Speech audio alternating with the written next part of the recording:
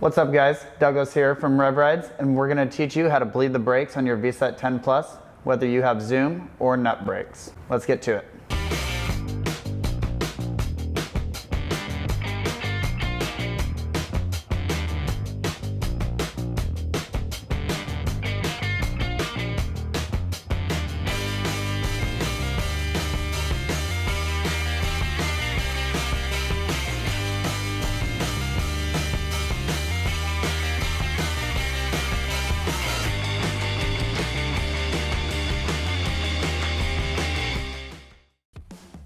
We're going to be using Sice Earth Brake Bleed Kit. You can find it on Amazon. We're also going to be using red Shimano oil. And if you have nut brakes, you're going to be using mineral oil brake fluid green. We have a brand Finish Line. You're also going to need a fix-it stick with a size 5mm hex key. You will also need a spacer for your brake pads. You also need the correct size tip on your syringes to match your brake bleeding screws. To remove the brake bleed screws, you're going to need a torque 10 and a torque 15 star key. Also be sure to have some sort of dish or cup to hold all your screws in so that way you don't lose them. First, you're going to take off your brake caliper by removing the brake screws on the side of the caliper mount instead of the top. I prefer to remove the caliper from the mount from these two bolts here, rather than from the top and then having to adjust again later. Now that the caliper is removed, you're going to turn the caliper clockwise till you see the back bleeder screw. After you remove your brake caliper, add the spacer in between your brake pads to keep them spaced out during the brake bleed process, so it's easier in the end not to have them squished together.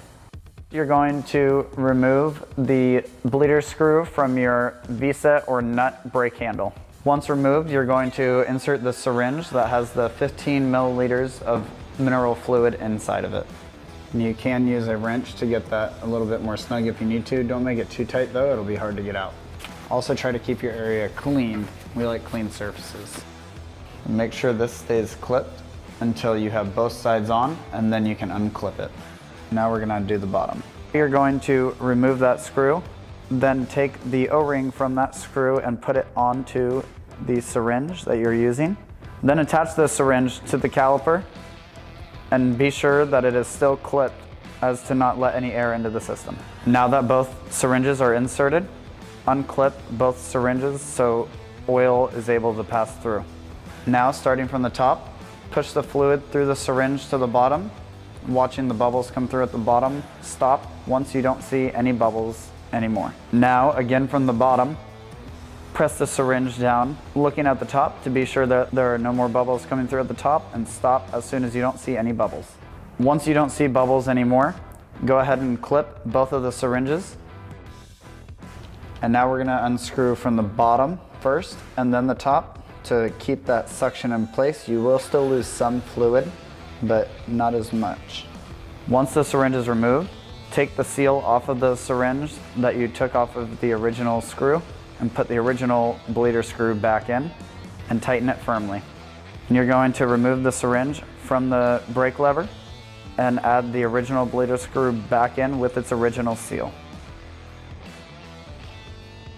Now that we're done with the top of the scooter, we're going to move down here to the bottom. We're going to take your spacer out and slide the caliper back onto your brake rotor and tighten the caliper back to its mount. Now you've completed your brake bleed and you're ready to ride. Hey guys, that was a tutorial on how to bleed the brakes on your VSETT scooter, whether you have VSETT or nut brakes. Make sure to like and subscribe if you want more content like this. Also be sure to leave a comment below if we didn't answer any of the questions you may have had in this video. And visit revrides.com if you have any more PEV needs. We'll see you guys next time. Come ride with us.